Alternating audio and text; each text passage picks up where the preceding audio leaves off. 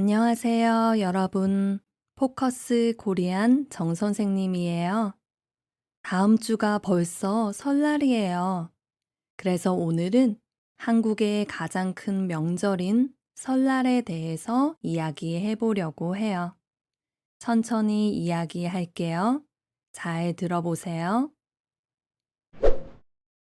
설날은 음력 1월 1일을 말해요.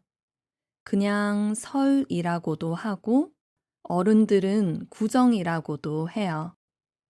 새해를 시작하는 날이기 때문에 한국 사람들이 정말 중요하게 생각하는 명절이에요. 물론 양력 1월 1일도 새해의 시작을 기념하고 새해 인사를 하지만 설날에는 가족들, 친척들이 모여서 함께 새해를 맞이하기 때문에 더 특별하게 느껴지는 것 같아요. 한국에서는 설날에 보통 3일 동안 쉬어요. 설날 전날, 설날 당일, 설날 다음 날까지 총 3일을 쉬는데 주말이 이어져 있으면 더 오래 쉴 수 있어요. 그래서 요즘에는 설 연휴에 여행을 가는 사람들도 많아졌어요. 저도 가끔 명절에 가족들과 해외에 여행을 가기도 해요. 여러분은 새해에 무엇을 해요? 저는 설 연휴에 가족들과 모이면 다 함께 전통 음식을 먹어요. 설날에 먹는 가장 대표적인 음식은 떡국이에요. 떡국은 가래떡을 얇게 썰어서 소고기 육수에 끓인 음식이에요. 한국 사람들은 떡국을 먹으면 1살 더 먹는다고 말해요. 그래서 아이들에게 떡국을 2그릇 먹으면 2살 먹는다고 농담을 하기도 해요. 설에는 떡국 외에도 전이나 튀김, 나물 같은 다양한 음식을 먹어요. 제가 어렸을 때는 보통 작은 설에 큰아버지 댁에 모두 모여서 음식을 준비했어요. 큰어머니께서 손이 크셔서 항상 요리를 많이 했던 기억이 나요. 동그랑땡, 전을 부치고 가끔 만두를 빚기도 했어요. 요리는 주로 큰어머니와 작은어머니, 그리고 저희 어머니까지 여자들이 했어요.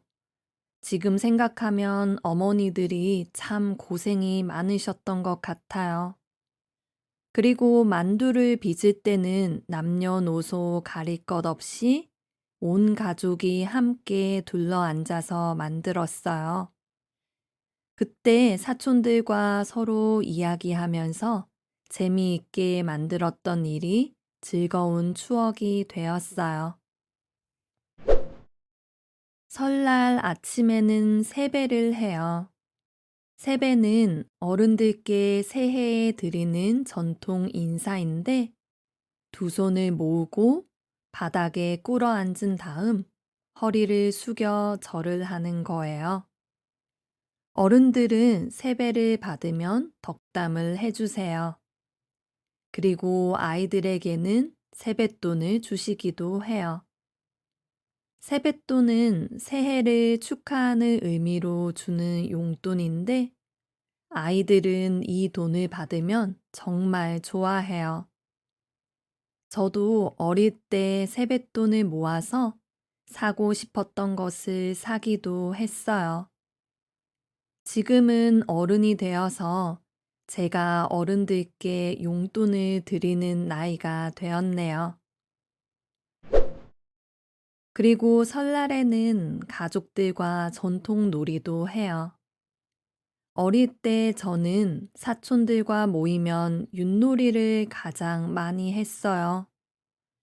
윷은 나무로 만든 막대기인데 윷을 던져서 나온 결과에 따라 말을 움직여서 최종점을 먼저 도착하면 이기는 게임이에요.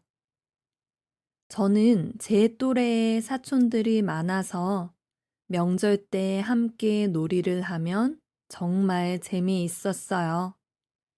그래서 윷놀이 같은 전통놀이 외에도 보드게임도 많이 하고 게임기도 하면서 즐겁게 놀았어요.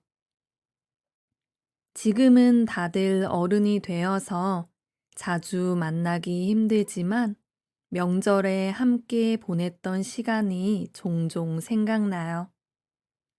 여러분 나라의 새해는 어떤 모습이에요?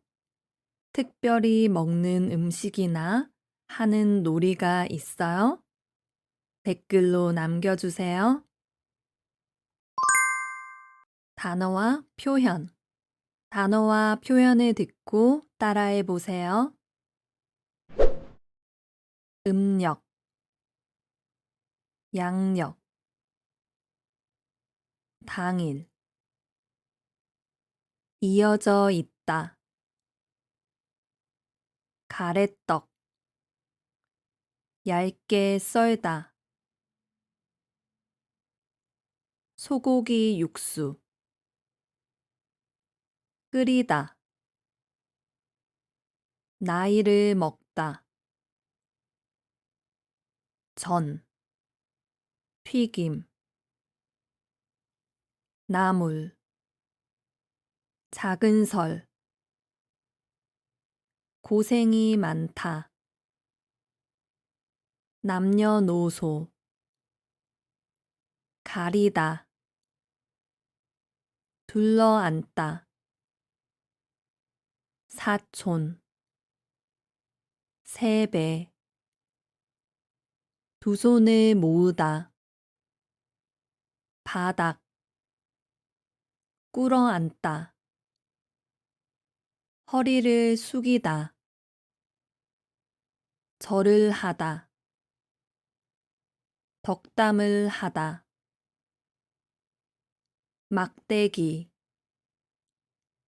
던지다, 말, 움직이다, 최종점, 또래, 보드게임, 게임기.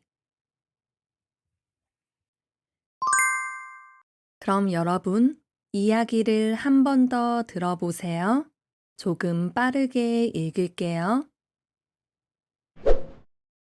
설날은 음력 1월 1일을 말해요. 그냥 설이라고도 하고 어른들은 구정이라고도 해요.